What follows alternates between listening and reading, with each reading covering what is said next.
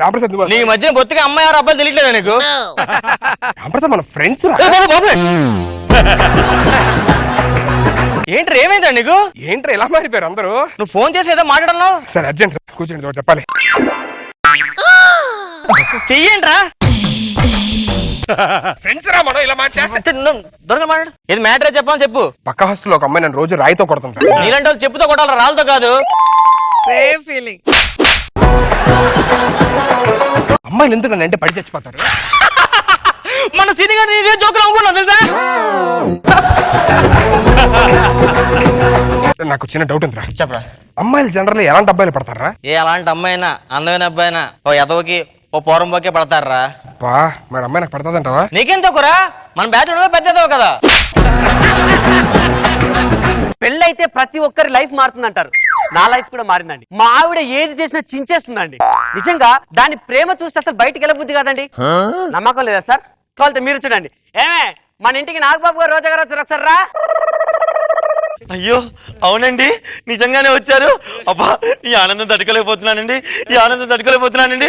ఏమండి ఏమండి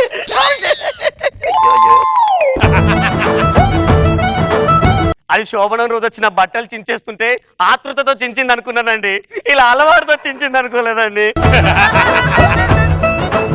బాగా చిరిగిందారా? బాగా చిరిగింది బాబా. ఏం చేద్దాం రా, మీ అక్కని చేసుకున్నప్పటి నుంచి నా బతుకు అక్క చింపిని ఇస్తారాక అయిపోయింది. కుక్క అనుకుంటా బాబా. మీ అక్కకి దానికి పెద్ద తేడా ఏం లేదురా. అవును బాబా.